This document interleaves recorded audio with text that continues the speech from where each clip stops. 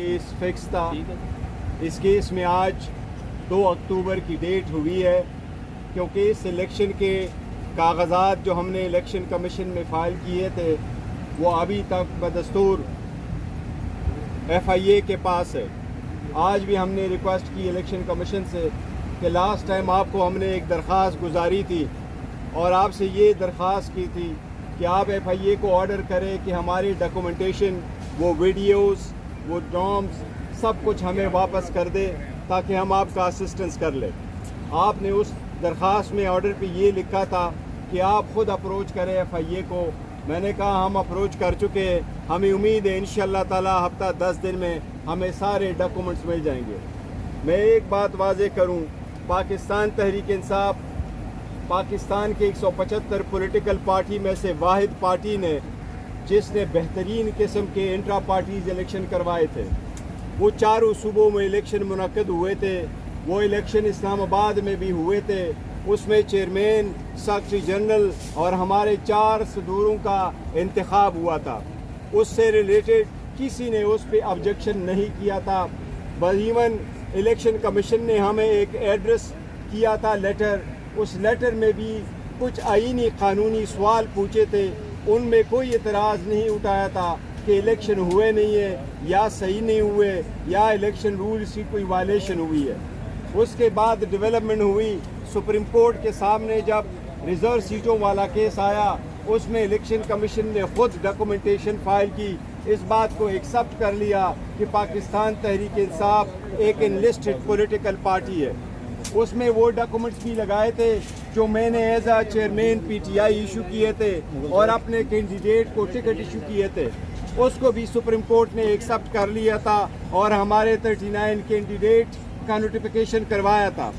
इसी में एक और डेवलपमेंट हुई, इलेक्शन कमीशन ने एक एप्लीकेशन सुप्रीम कोर्ट में फाइल की कि हम किसकी कन्फर्मेशन एक्सेप्ट करें, PTI का कोई स्ट्रक्चर अवेलेबल नहीं है।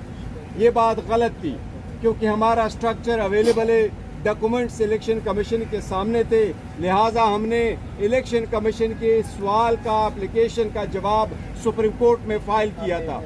उस पर सुप्रीम कोर्ट ने 14 सितंबर को इलेक्शन कमीशन को ऑर्डर किया कि आप रिजर्व सीटों वाली का छोड़ आप ये जो मौजूदा 40 MNAs है इनका नोटिफिकेशन कर ले। अब इंशाअल्लाह ताला 2 तारीख को है, हमें उम्मीद है इंशाअल्लाह ताला ये मैटर इस मरतबा सेटल हो जाएगा। सुप्रीम कोर्ट ऑलरेडी इस मसले को हल कर चुकी है। हमें उम्मीद है इंशाअल्लाह इलेक्शन कमीशन इस मरतबा मजीद रोड़े नहीं अटकाएगा और इंशाअल्लाह हमारे इलेक्शन को एक्सेप्ट करेगा इंशाअल्लाह ताला। Any question? अच्छा बैरिस्टर गौर साहब, ये बताइएगा कि कल इतलात मिल रही थी मौलाना फजल रहमान साहब को भी इंट्रा पार्टी इलेक्शन में तलब किया गया है। क्या लगता है हुकूमत उनके ऊपर प्रेशर डेवलप करना चाहती है इंट्रा पार्टी इलेक्शन को जवाब बनाकर?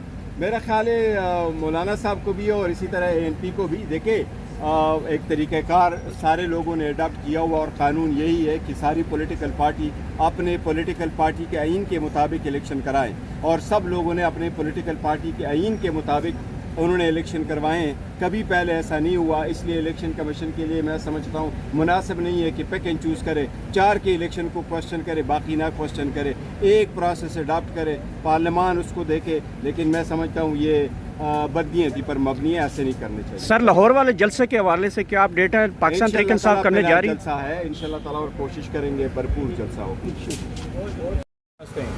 अभी हम इलेक्शन कमीशन के अंदर पेश हुए हैं।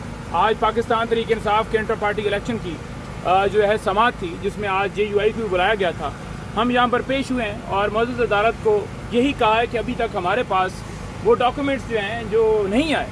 FIA ने जिस तरह छापा मारा था, जिस तरह FIA रिकॉर्ड लेकर गया था, जिस तरह हमारी फाइलें लेकर गया था, जिस तरह मुकदमा वो बनाया गया, आपके सामने है कि दहशतगर्द यहाँ पर हैं और पता नहीं क्या क्या। तो हमने उनसे यही इस्तदा की कि हमारे पास डॉक्यूमेंट्स होंगे तो हम उस हिसाब से अपने केस को प्रोसीड भी करेंगे।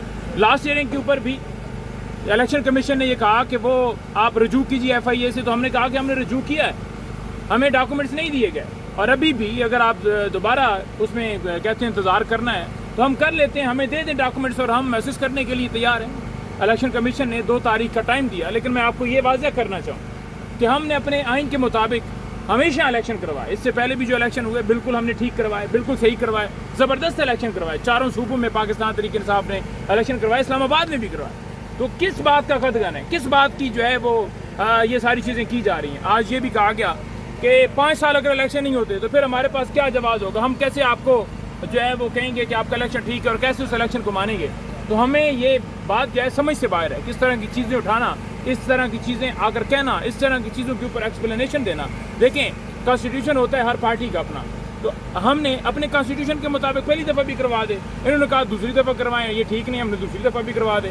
ہم 100 دفعہ بھی کروائیں نا, جب تک اوپر سے حکم نہیں ہوگا نا کہ آپ نے ان کے الیکشن قبول نہیں کرنے, تب تک نہیں کریں گے. آج ہمیں آئین دکھا کر یہ کہہ رہے تھے کہ یہ آئین ہے, اس کے مطابق آپ نے بتانا ہے, یہ الیکشن ایکٹ ہے, اس کے مطابق آپ نے بتانا ہے. تو ہم تو اس کے مطابق ہی بتا رہے ہیں. صرف اور صرف مسئلہ کیا ہے, مسئلہ صرف عمران خان ہے. عمران خان سامنے ٹارگٹ وہ کیا ہوا ہے ہر چیز کے اوپر, ہر جدھر سے بھی آپ لے کر آپ دیکھ لیں. 41 MNAs ان کا نوٹیفیکیشن ابھی تک کیوں نہیں نکالا گیا, کیا وجہ ہے, کس وجہ سے نہیں نکالا گیا. جہاں تک بات ہے ابڈکشن کی, اغوا ہو رہے ہیں, لوگوں کو اٹھایا جا رہا ہے ایئرپورٹ پر جاتے ہوئے, ایئرپورٹ سے آتے ہوئے اٹھایا جا رہا ہے, اور الیکشن کمیشن یہاں پارٹی بن کے بیٹھے ہوئے.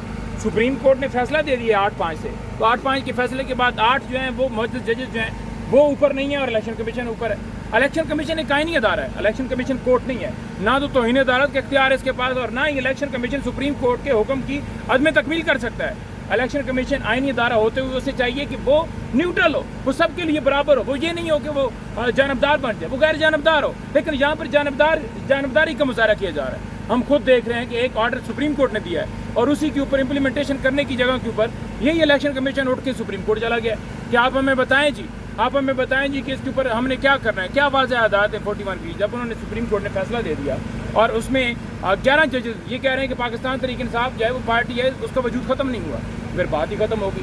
تو پھر بات ہی ختم ہوگی. آپ کون ہوتے ہیں نوٹیفیکیشن نہ کرنے والے؟ ابھی بھی نوٹیفیکیشن نہیں کیے گیا, حالانکہ کلیریفیکیشن بھی آ گئی ہے, کیونکہ یہ بی ٹیم بنے ہوئے ہیں, کیونکہ لندن ایگریمنٹ کا یہ حصہ ہیں. تو ہم آج بھی پیش ہوئے اور ہم پیش ہوتے رہیں گے, لیکن یہ غیر قانونی کام جو ہے بند کیے جائیں. کیونکہ یہاں پر کوئی الیکشن کمیشن چیف ہو یا اس کا ممبر ہو, اس کا کیا کام ہے, وہ ایک عوام کے پیسے, عوام کے ٹیکس کے پیسے سے تنخواہ لیتا ہے, اور اس کی ڈیوٹی ہے, اور اس ڈیوٹی کو وہ جو ہے اسے چاہیے کہ اس ڈیوٹی کو پرفارم کیا جائے. اس کے بعد ہم اڈیالہ جیل جا رہے ہیں. آج کپتان عمران خان صاحب سے ملاقات ہوگی اور پھر آپ کو بتائیں گے خان صاحب کے حوالے سے. 21 کو ہمارا جلسہ ہونے جا رہے ہیں, انشاءاللہ تعالیٰ جو بھی بات ہوگی آپ کے سامنے موقف رکھیں گے. ملاقات کرنے دیں گے آپ کو؟